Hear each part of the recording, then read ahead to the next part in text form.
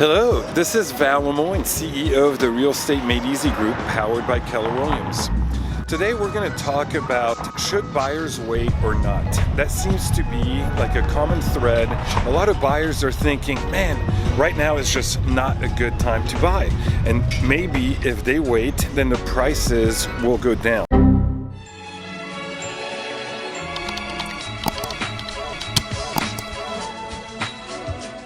Unfortunately, that is a major fallacy. Prices are only going up from here. So let's think about that. Why is that? First, when COVID hit, people were able to start working from home. And now they didn't have to live close to the city anymore. Downtown, Midtown, Atlantic Station, all those places where the population density is high. People were able to now live in the suburbs, move out further away from Atlanta, and as long as they had high-speed internet, they were fine. They could work from wherever they wanted. That created a big buyer influx, especially from millennials.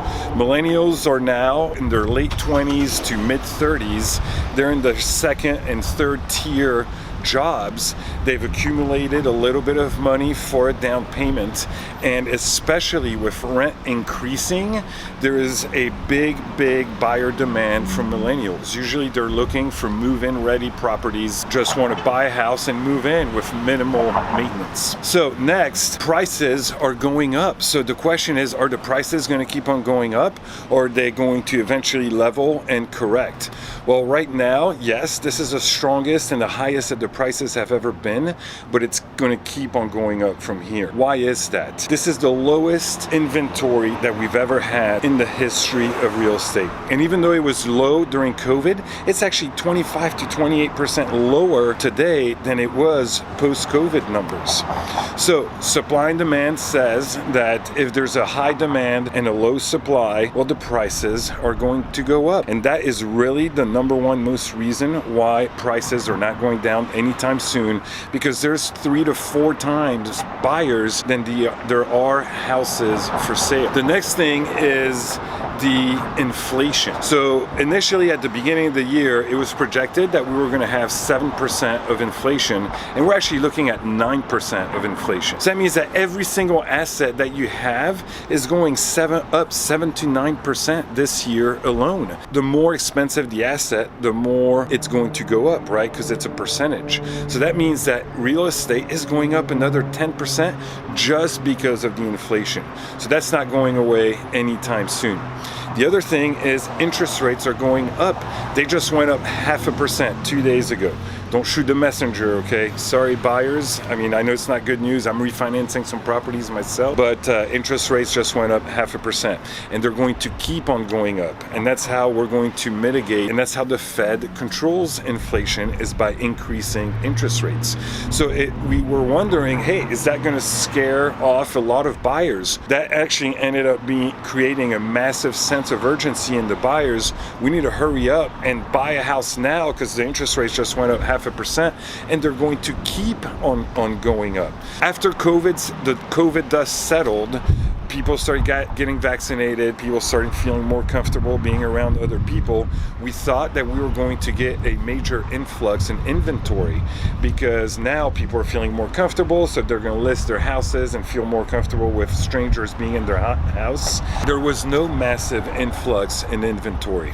There was also the forbearance thing. So forbearance was put into place to assist people in paying their mortgages if they had a hard time due to COVID. So people who didn't have a hard time due to COVID could also get assistance in forbearance, which is basically doing a timeout on your mortgage payment, meaning you don't have to pay your bank your mortgage payment. That lasted for several months, shy of a year, and now that's gone. And a lot of people thought that when the forbearance went away, that all those people that had issues paying their mortgages would now have to list their houses and be super motivated sellers. Wrong again. There were a few, but they were sucked right up so quickly that it really was not even a drop in the bucket. The other problem is this is the strongest investor buyer pool that there has ever been. And the problem is investors are competing against first-time home buyers because they're buying those cheaper houses. They're looking for the good deals, which is what first-time home buyers want, right? The cheapest house possible. And the problem is the investors are buying those houses and renting them out. So they're not cycling through like they would for most home buyers, right? Because when a buyer buys a house, they need to sell it to buy their next house. And so with the investors sweeping those up, that is just removing more to the inventory. So as I just mentioned, now is the time to buy. Even though we're at the peak of the market, it is still the ideal time to buy. Buyers should absolutely not wait because the prices are going to keep on going up. The interest rates are going to keep on going up. Inflation is going to keep on going up. Eventually, there is going to be a correction in the real estate market, but it is so far down the road. We're looking at least 2024 before any type of correction, and the pricing post-correction will be well above today's pricing. The biggest concern for buyers is it is so hard right now because there's so little inventory. There's multiple offers on every property. A few weeks ago, we just put a property under contract for a client. There were 52 offers on it, and we still want it for our client. I picked up another client a few weeks ago. They had been looking with another agent for several months, visited over 50 houses, wrote over 12 offers. After they became my client, 12 hours later, they were under contract on the first house that I showed them.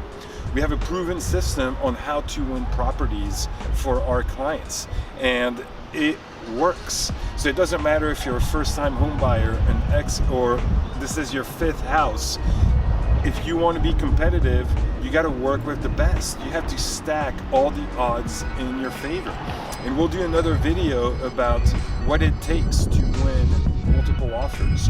But in the meantime, just know that working with somebody who has a proven system and a team in place and can also provide you with off-market properties is going to be by far the way to go. So for first-time home buyers, investors, or people who are looking for a second house or just to move from their house to another house, now is the time to do it, guys. Don't wait. It's only going to get harder, and it's most certainly going to get more expensive over the next year and a half to 2 years before we go into any type of correction, if we go into a correction. So thanks so much for watching.